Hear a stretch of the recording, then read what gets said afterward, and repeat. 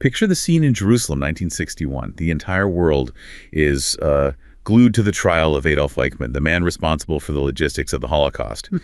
Inside the courtroom, the tension is just suffocating. Everyone is waiting to see a monster. They absolutely are. People, they needed him to be this villain out of central casting because that would confirm a comforting story. What story is that? That evil is radically different from us, that it's driven by, I don't know, madness or some kind of pure inherent malice. Exactly. They expect a raving sadist, a man whose face twists with pure demonic hatred, someone who clearly embodies the absolute worst of humanity. But when the prisoner is finally placed inside that bulletproof glass booth, the room feels, well, confused. Utterly confused. The man sitting there looks incredibly, disturbingly ordinary. He's balding, wears thick glasses, and has the posture of a tired mid-level manager. The Israeli psychiatric examiners, they later described him as terrifyingly normal. Terrifyingly normal. He doesn't look like a mass murderer. He looks like a boring tax accountant or a neighbor you just ignore at the grocery store. Yeah. And when he speaks, the situation becomes even more unsettling. He doesn't rant about ideology or spit venom. Instead, he talks about efficiency. Right. He calmly explains that he wasn't a killer, just a man doing his duty, obsessed with train schedules, filing systems, and obeying the law. He looks so small, so mediocre. And that creates a terrifying realization, one that the philosopher Hannah Arendt saw immediately. We want evil to look like a monster so we can separate ourselves from it. But watching this dull little man in the glass booth forces us to ask a much harder question. What happens when unspeakable evil isn't driven by madness, but by simple, thoughtless obedience? And that really is the entire mission of this deep dive for us. Hannah Arendt gave us that phrase, the banality of evil, but like you said, we have to go far beyond that famous catchphrase and really get to its roots. Okay, so where are we going with this? Our focus today is on her deeper concern, the failure of individual conscience when it's compromised by or simply surrendered to modern administrative systems. So we're investigating the true nature of Eichmann's thoughtlessness and how that capacity for moral disengagement, it's not just confined to history. Not at all. We're going to connect the bureaucratic mechanisms that enabled mass atrocities, the structural systems. Eichmann was just a cog into the psychological tendencies and institutional habits of moral compromise that persist in modern life today. In massive corporations and government agencies all over the globe. Exactly. And what's so fascinating here is Arndt's deliberate effort to shift the inquiry. She moves away from what kind of monster does this to something much more subtle. Which is? What happens when an individual simply stops thinking within a destructive system? It's a shift from the individual's inherent character to their intellectual and moral capacity. Okay, let's unpack this core insight right away then. The banality of evil and the flawed conscience. As you mentioned, Arendt was covering the trial for The New Yorker, and her immediate reaction was just shock at how profoundly normal Eichmann appeared. Right. She called him a buffoon. A buffoon. An unremarkable man with modest mental gifts, who is largely driven by, well, prosaic careerism, a classic joiner looking for status and professional advancement. Indeed. And the great tragedy for Arendt was that he seemed incapable of recognizing the vast moral chasm between his duties and their consequences. He wasn't a sadist. No, he was a climber. Before the SS, his life was a series of failures. He was a poor student, unsuccessful in his social class, failed even as a traveling salesman. The Nazi Party and the bureaucracy that followed that offered him not just a job, but a chance to feel a sense of self-worth and status. But the most shocking element, the one that really defines Arndt's analysis, wasn't just his lack of malice, was it? It was his unwavering belief in his own moral compass. Precisely. Arndt's major and often overlooked focus was on his concept of his own conscience, his Gewissen. He genuinely claimed that he was following his conscience by diligently doing his duty and obeying the laws of the Reich. And that's the chilling paradox. It is. Wait, let's slow down on that for a second. If he genuinely believed he was doing good by following the law, does Arndt grant him any moral wiggle room? Or is thoughtlessness itself the primary crime? For Arndt, thoughtlessness is the crime. She argued that this conscience of his was fundamentally corrupt or faulty because it relied entirely on external validation. On following others. On following others, on using platitudes, generalities, and, the lies taught by the regime. His actions showed that a conscience can lead to catastrophic moral consequences if it's not rooted in independent critical thought. So he could follow this corrupt conscience to arrange the deaths of millions. Yes, but that same conscience couldn't convince him that this was terribly wrong because it lacked the mechanism for self-correction. So his evil stemmed not from some radical, monstrous source, but from thoughtlessness. What Arndt called an inability to think, or specifically an inability to think from the standpoint of somebody else. Yes. Thinking, for Arndt, is a necessary internal dialogue. It's the habit of stepping into the shoes of the person you are affecting. Eichmann performed these monstrous deeds without consciously evil intentions, which is what made the evil thought-defying. Thought-defying. What does she mean by that? Well, it defied the entire philosophical tradition that assumed evil had to be rooted in deep, radical malice, like Iago plotting revenge. Eichmann was too intellectually shallow for Iago-level malice. He just didn't engage with the reality of his own actions. And that intellectual failure leads directly to a lack of self-knowledge. Exactly. Arndt eventually clarified that conscience is closely connected to consciousness. Doing wrong, she argued, invites self-contradiction. What's that? That internal conflict that arises when you realize you've done something that makes it impossible to live in peace with yourself. Eichmann lacked the interest and the capacity for the self-knowledge needed to engage in that internal contradiction. He just didn't want to look in the mirror. Metaphorically speaking, yes, he didn't want to look in the mirror because his primary motivation was career success, and self-reflection would only have complicated that. To really appreciate the scale of this failure, we probably need to contextualize his idea of conscience against the history that Arndt was looking at. What were the traditional models he was failing to uphold? Well, traditionally, conscience has been viewed in two major ways. First, you have the concept of conscience as the positive voice. The voice of God. The voice of God, or universal reason, yeah. It tells you explicitly what to do and what to repent of. It's a positive command structure, often rooted in theology, particularly Protestantism. The famous example being Martin Luther declaring, "Here I stand, I can do no other." His conscience was an instructing force, telling him to stand his ground against the authorities no matter the cost. That's the positive moral command. But Arndt seemed to endorse the other, more elusive view. The conscience as a negative voice. This idea goes all the way back to Socrates' daemon. The daemon. Yeah, which never told him what he should do, only what he should not do. It was always warning against an impending action that would be wrong. So the Socratic conscience is about prevention, not instruction. It only shows up when you're about to do something wrong. Correct. For Socrates, to do wrong was to invite that unavoidable and agonizing self-contradiction. Arndt really embraces this Socratic idea that it is better to suffer wrong than to do wrong. Why?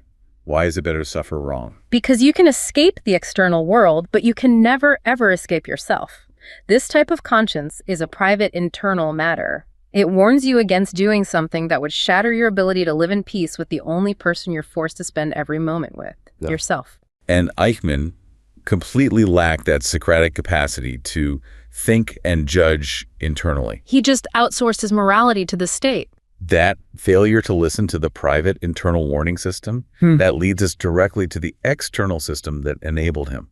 So let's look at Eichmann himself, the architect of banality, the specific nature of the bureaucrat.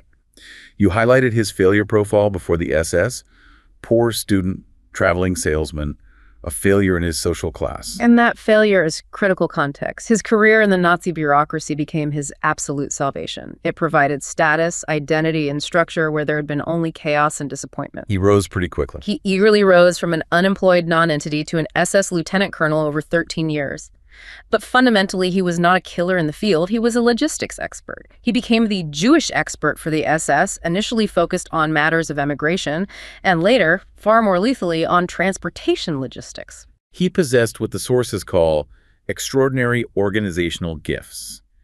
He truly embodied the modern professional who always thought within the narrow limits of whatever laws and decrees were valid at any given moment. Viewing his job as strictly defined duty, completely divorced from consequences. And that narrow focus, it manifested most disturbingly in his language. Oh, yes. Arndt found his use of language was almost like a physical barrier. He struggled with normal German, relying almost exclusively on absprache bureaucratic jargon, cliches, catchphrases. He even apologized for it at the trial, didn't he? He did. He said, "Officialese is my only language." So the language wasn't just obscuring the truth from the outside world, it was structurally preventing the speakers from grasping the truth themselves. Absolutely. This inability to speak clearly was intrinsically connected to his inability to think clearly. His own worldview was, as Arendt noted, completely devoid of reality.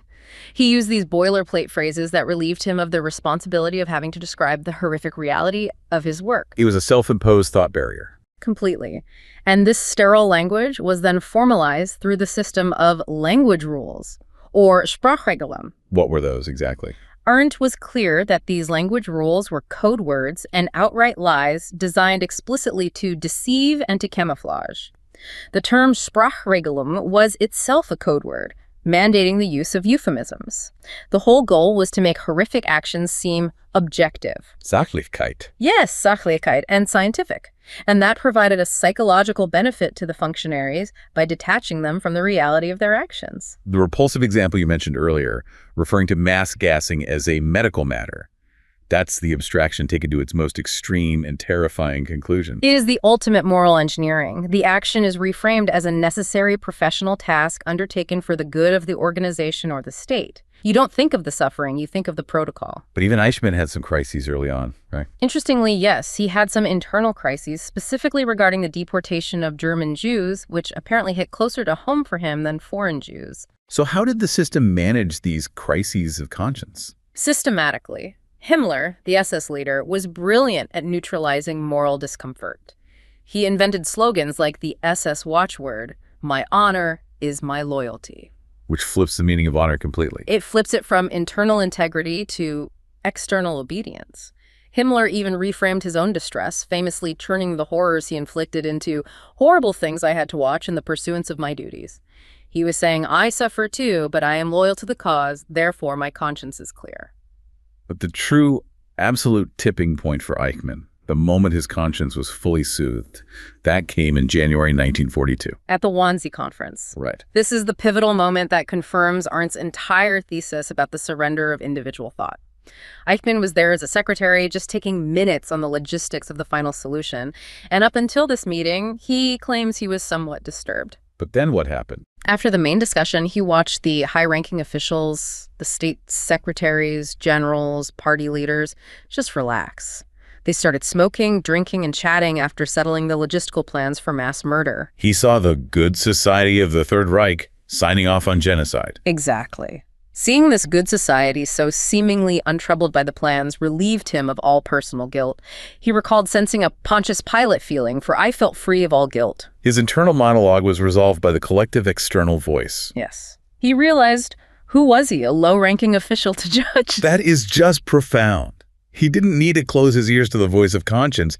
His conscience simply started speaking with the respectable voice of the society around him. If mass murder was deemed acceptable, necessary, and even respectable by the leaders of his society, his personal ethical struggle just evaporated. This allowed him to stop listening to his internal self-correction mechanism, that Socratic daemon, and rely solely on the external, respectable voice of authority. Which then paved the way for his perverse adherence to duty, which Arendt saw as a distortion of Immanuel Kant's categorical imperative.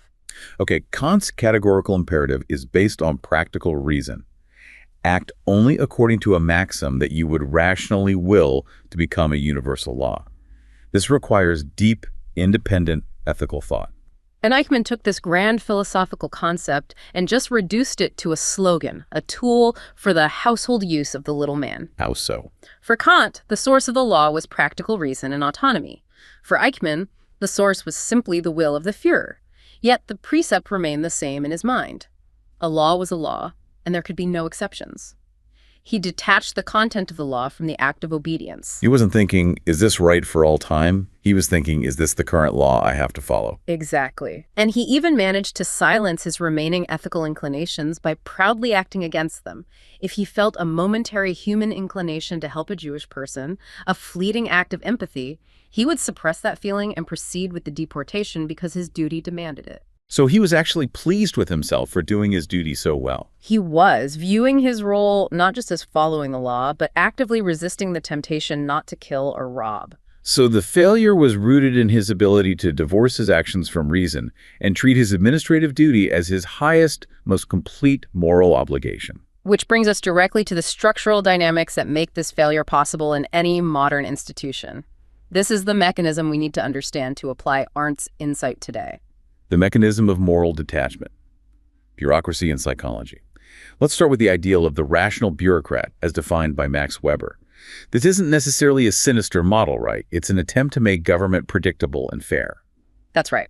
Weber viewed bureaucracy as the rational attempt to manage a state, to engage in impartial administration focused purely on economy, efficiency, and predictability. In this system, the official's honor isn't tied to the moral outcome of the policy. It's tied to what? It's tied to executing the order conscientiously, exactly as if it agreed with their personal conviction. The official's moral obligation is exhausted by the command. Do as he is told. And critically, the ideal official has no personal responsibility for what is done. None. Because they are merely a functionary of the entire state apparatus. That is the structural definition of a moral catastrophe waiting to happen. The bureaucrat's activity is judged solely on efficiency and economy, not the rightness or wrongness of the action taken. The scholar Victor Thompson, he analyzed how this structure leads to the evaporation of responsibility. The evaporation of responsibility. A phenomenon he also called apparent action, where action seems to happen without any discernible actor responsible for the intention. How does that evaporation actually happen in practice? It happens primarily in two interconnected ways that are just inherent to large, specialized organizations. First, there's the separation of will and action. The system is so compartmentalized, one person writes the law, another approves the budget, another executes the logistics, another implements the final action. So the functionary who executes the order acts without thinking about the ultimate purpose. The action is divorced from reason. The person who gives the order never sees the consequence, and the person who carries out the consequence never chose the policy. Responsibility is fractured. So it just disappears. Exactly. The action appears to be taken by the system or the organization itself, which can't feel or care. Therefore, responsibility can't be placed anywhere specific, only on the nebulous concept of the institution. And the second way is the separation of the role versus the person. The functionary sees their action as belonging to the organization's role, not to themselves as an autonomous moral agent. The human being might disapprove of the policy at home in the evening with opinions about justice and injustice. But the functionary who did the deed at work is certainly not responsible for what the functionary may have done. It's a fiction. A fiction that separates the actor from understanding their own action as their action. This is why the claim, "I was only following orders," is the ultimate expression of this divorce. It's a plea that the role acted, not the person. This isn't just an abstract philosophical problem, though. Psychology offers a really troubling insight into why this defense might feel real to the person at the time. This takes us to the Milgram experiments and new research linking coercion to a fundamental change in our perception of agency. Stanley Milgram's classic 1960s experiments, showing that 65% of ordinary people would inflict severe, though feigned, shocks when ordered by an authority figure. That suggested a generalized capacity for obedience. Right. But recent research, specifically by Patrick Haggard and his team at University College London, goes deeper into the cognitive reality of that obedience. They investigated how coercion changes someone's sense of agency. Our awareness that our action is causing an external outcome. Exactly. And unlike Milgram, the UCL team used moderately painful but tolerable actual shocks or financial penalties, making the consequences real for the subjects. What did they find? What they found is genuinely fascinating and helps explain the mental state of the bureaucrat. When subjects acted under coercion, when they were ordered to deliver the shock or penalty, they experienced a measurable, reduced sense of agency. They perceived a longer lapse in time between their physical action, like pressing the button, and the outcome, the shock being delivered. That subjective perception of time dilation is a key clue. Normally, we experience a voluntary action and its outcome a simultaneous. But if the action feels delayed, it feels less like a choice. Precisely. They experience their actions more as passive movements rather than fully voluntary actions. And what's more, the brain activity measured by EEG, specifically markers associated with the subjective feeling of control and responsibility, was measurably dampened when they were coerced compared to when they acted by choice. So the brain was literally registering a different relationship to the action itself. Yes. So if the brain is actually dampening the sense of control under coercion, What does this all mean for the defense of just following orders? Does this offer an excuse? Absolutely not. And Haggard was very careful to state that the findings do not and should not legitimize the Nuremberg defense. But the research does provide a functional mechanism for why people cling to that defense. How? It suggests that the claim might correspond to the basic experience the person had of their action at the time. If people under orders truly feel a reduced sense of responsibility and control, if they feel passive, that is important. It means the system is designed to manufacture psychological detachment. The system organizes the action so that the actor experiences a psychological distance from the consequences, reinforcing the bureaucratic structure Thompson and Weber described. And that machinery of detachment is running today, and often far more efficiently than it did in 1942. Which leads us directly to the modern relevance of Arnott's thesis. The pathology that afflicted Eichmann prioritizing function over humanity can infect any system, Western or authoritarian, when professional obligation is divorced from ethical reason. Exactly. Let's apply these concepts of bureaucratic detachment and moral compromise to contemporary institutional dynamics by looking at 3 scenarios based on historical archetypes. This allows us to frame the modern danger where the efficiency of the administrative process overshadows human consequence. And these scenarios are crucial because they ask you, the listener, to confront the banality of evil in contexts that feel immediate. The ambition of the desk, the efficiency of the schedule, and the silence of the garden. Let's start with careerism and moral disengagement. We have to visualize the young, ambitious professional. Imagine Heinrich, a lawyer working deep inside a prestigious legal organization in the 1930s. He's the classic high-potential employee. He loves culture, plays the cello beautifully on weekends, considers himself a man of sophisticated taste and modern ethics. So he's not some violent political extremist. Not at all. He's an intellectual who believes in orderly process. One morning, a new complex policy directive lands on his mahogany desk. This directive, couched in abstract terminology, requires the organization to fundamentally shift its hiring practices, effectively sidelining a class of people based on a new arbitrary definition, say, redefining civil servant status in a cruel, unprecedented way. Heinrich pauses. He knows intellectually that the statute violates the entire historical spirit of the law he studied at university, the bedrock principles of meritocracy and fairness. He feels a moral itch. It's that Socratic daemon. It's whispering, do not contradict yourself. But he looks around the open plan office. He sees his peer, Thomas, a relentless self-promoter, furiously annotating the same document, eager to impress the section chief who is clearly backing the new direction. And Heinrich feels a cold spike of fear. Not of physical violence, but of professional and social irrelevance. The thought of being labeled difficult or uncooperative or not a team player, that's terrifying. It is. So he suppresses the moral conviction. He quickly convinces himself of a rationalization. If he drafts the enforcement policy, he can at least make it orderly, legally sound, and therefore less arbitrary. And he does it. He drafts the cruel enforcement policy with impeccable legal language, using his administrative function as a shield. He effectively ruins thousands of careers by lunchtime, securing his promotion to senior legal advisor. He tells himself he acted honorably because he followed the chain of command and mitigated chaos. The analysis here is chilling. This scenario illustrates how Arndt's concept illuminates the uncritical adoption of radical or just deeply unjust ideologies within modern institutions. Heinrich's primary motivation is careerism and fear of social ostracism. He worries more about professional failure than moral compromise. He used his administrative function, drafting the policy with impeccable legal language, as a perfect bureaucratic shield against independent ethical thought. He rationalized that by making the cruel policy orderly, he was somehow mitigating the harm. When in reality, he was simply making the injustice executable and cementing his personal success. This is the failure of independent ethical thought in the modern professional class. Okay, moving to the second scenario, we examine the sheer banality of process. Here, we look at Klaus, a mid-level logistics manager for a vast transportation network. Klaus is not a political fanatic. He is a man obsessed with numbers, timetables, maximum efficiency, and consumption rates. His identity is wrapped up in his ability to optimize systems.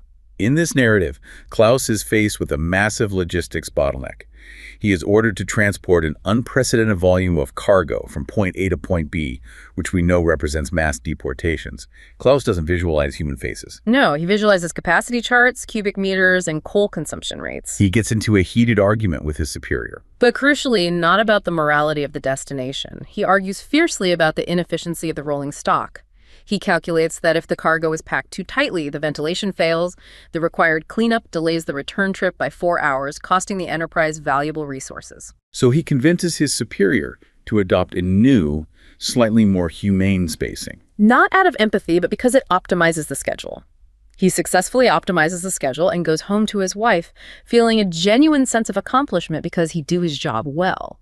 This is the banality of process, where contemporary bureaucratic systems foster a priority of compliance and efficiency over critical moral judgment. Klaus's defense, "I was just solving the logistics problem," is structurally identical to Eichmann's claim of just following orders. He turned people into cargo and found a genuine sense of accomplishment in optimizing a destructive system. The structural mechanisms turned him into a destructive cog because efficiency was the ultimate measure of success, and that success was personally validating. When you remove the moral outcome from the professional metric, you create a moral void where cruelty is simply bad planning. That's it. The third scenario addresses the psychological factors contributing to widespread moral detachment in society. This is about atomization and retreat. Here we focus on Magda, living in a quiet suburban environment during a period of intense social and political pressure. Magda is not an active participant in the regime, but she is a master of what Arndt might call intentional thoughtlessness. Try to visualize her. She's standing in her meticulous rose garden. By the mid-1940s, the atmosphere is heavy with unspoken dread. Down the street, she sees an authority vehicle. She sees neighbors, people she used to exchange greetings with, being escorted away. The macro trend of societal collapse is happening right in front of her gate. But Magda has retreated entirely into her private sphere. She actively refuses to engage in critical thought because thinking would require dangerous action or at least agonizing internal conflict. She tells herself, "This is too big for me. Surely the authorities know what they're doing. It's not my concern." She focuses intensely, obsessively on mundane details, the aphids on her rose leaves, the correct dilution of fertilizer, the precise folding of laundry. By narrowing her world to the square footage of her garden, she disconnects from her humanity and the public reality. Her intense focus on the mundane becomes a deliberate psychological defense mechanism against the overwhelming demand for moral judgment. Magda's story is a sober reflection on the psychological cost of an increasingly atomized society and the erosion of common sense. Arndt warned that when people feel overwhelmed by macro trends or the sheer power of the state, their defense mechanism is moral detachment and withdrawal. The refusal to engage in critical thought, the intense focus on the mundane, becomes a deliberate act of survival that sacrifices the public sphere and personal conscience. And the common thread in all three of these stories, Heinrich, Klaus, and Magda, is that they are all normal people operating in circumstances that make it easy and often professionally rewarding to stop thinking and stop listening to their conscience. The environment actively rewards moral blindness. So let's move this analysis forward and see how this organizational logic manifests in a modern context. Bureaucratic violence today, using the tragic oppression of Uyghur Muslims in the Xinjiang region as a contemporary parallel. To the administrative evil Eichmann perfected, yes. The sources confirm that the violence enacted in Xinjiang is enabled by organizational rationality, much like the Holocaust. It's not chaos. It's a policy system. And the oppression is carried out through structured, regulated, and, legal procedures, policies, rationalized as measures for counterterrorism, poverty alleviation, and social assimilation. This creates a systematic nature that echoes the organizational structure behind the administrative evil of the mid-20th century. The system provides a cover of legality and bureaucratic necessity. And this requires the participation of countless low-level functionaries. This brings us to the crucial involvement of this street-level dilemma. We can apply Michael Lipsky's concept of street-level bureaucracy here. These are the employees who interact directly with the public, the teachers, the guards, the clerks, the police. Lipsky's work emphasizes that these frontline workers wield significant discretion and must constantly reconcile conflicting obligations. Institutional rules versus ethical impulses. These individuals are crucial intermediaries who translate central directives like the high-level policy of no mercy found in the leaked Xinjiang papers, into routine, real-life administrative acts. And their compliance leads to the normalization of harmful practices as necessary, routine administrative acts. They manage the moral dilemma by framing their actions as detached from personal responsibility. The same mechanism of administrative rationalization and euphemism used by the Nazis appears here, just updated for the digital age. High-ranking orders stress the necessity for no mercy in combating religious extremism. But the internal rationale uses chillingly technocratic terminology to describe the oppression. The system uses clinical, objective phrases like ideological scores, discipline rates, and training completion to mask cultural erasure, forced assimilation, and mass detention. Killing by gas was a medical matter. Here, cultural erasure and incarceration are categorized as training completion. It's the same logic. This objective language enables officials to focus on performance metrics and compliance, rather than the moral reality of dehumanization. And this administration is uniquely modern in its application of surveillance and data, adding another layer of psychological distance. The Xinjiang Uyghur Autonomous Region is a testing ground for digital bureaucracy. Using advanced surveillance tools, facial recognition, predictive policing algorithms, and even blockchain technology to safeguard leaked documents. That digital aspect is critical.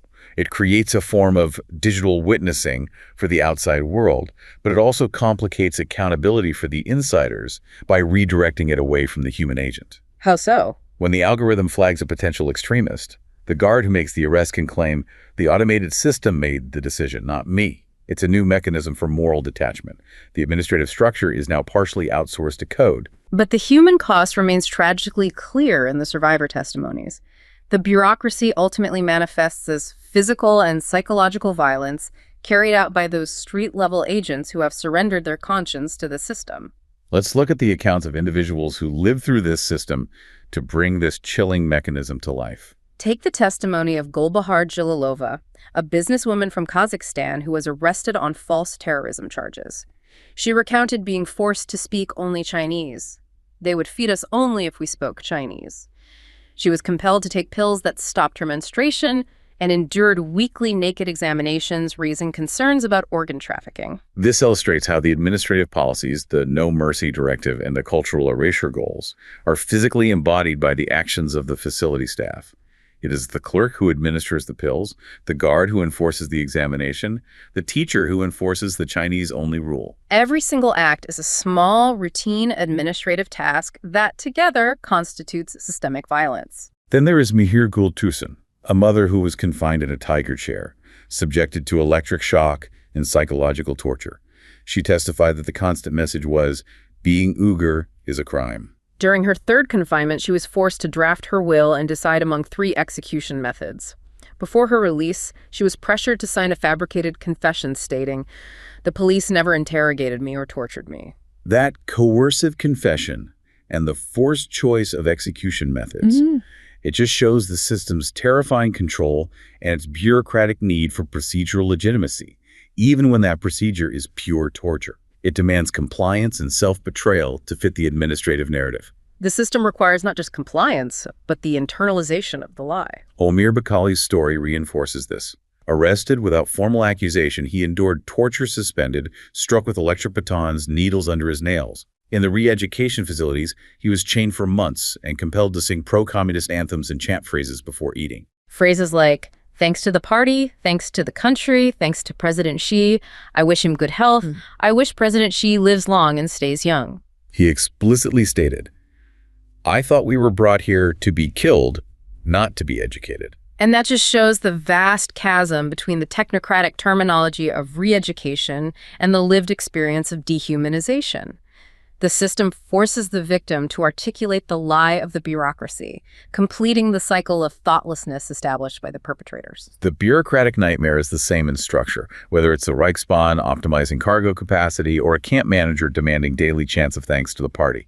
The violence is enacted and sustained by ordinary people who have prioritized institutional efficiency and compliance over critical thought and moral conscience. What a chilling and thorough deep dive. We started by looking for the monster and found the mid-level manager obsessed with forms and schedules operating within a rational system. And we can synthesize our core finding. The banality of evil resides not in the absence of hatred, but in the profound indifference of systems and the failure of individual thought. The danger lies in the capacity of modern, rational administration to organize immense suffering through efficient, rule-governed structure, promoting a moral void where violence becomes commonplace. And crucially, personally rewarding for the functionary. But Arendt also gave us a path out of that void. She showed that normal people could stop crime simply by listening to that Socratic conscience, the internal voice that tells you what not to do, and having the capacity to say no. And the historical records do provide counterexamples that illustrate that individual action, even small acts, is possible. Arendt held these up as moments of moral clarity. She wrote about a German sergeant named Anton Schmidt stationed in Poland. Schmidt met members of the Jewish underground and, acting solely out of conscience and not for money, supplied them with forged papers and military trucks for 5 months. Before he was discovered and executed by his own forces. Yes. His actions had absolutely no bureaucratic or institutional validation. They were purely a product of private, critical thought. His story was so powerful that when it was recounted during the Eichmann trial, Arendt noted that the courtroom just fell silent. She called it a sudden burst of light in the midst of impenetrable, unfathomable darkness. Arendt took that silence as the audience recognizing that if more people had done what Schmidt had done, the world would have been utterly different. He was the counter-Eichmann, a man who, when ordered to do wrong, chose to suffer wrong instead. She also mentioned Zindel Greenspan, the small, frail man who told his harrowing story of brutality after being rounded up in Germany in 1938. Greenspan, the father of Herschel, whose desperate act of assassination was used as the pretext for Kristallnacht. He possessed a purity of soul that allowed him to articulate the senseless destruction. Schmidt and Greenspan illustrate that the capacity to resist the temptation to conform, to retreat, to ignore the truth, it was always available. They refused to do wrong, even if they had to suffer wrongly for it. Their normality, rooted in thoughtful moral choice, was far more powerful than Eichmann's thoughtless conformity. And this brings us back to Arendt's central thesis. These individuals chose to think critically, to stand in their own truth, rather than surrendering their judgment to the collective lie of the state or the efficiency mandate of the bureaucracy. The ultimate terror is the realization that the bureaucratic nightmare is not an anomaly, but rather the logical culmination of a system where professional obligation, detached from human reason, is viewed as the highest form of moral integrity.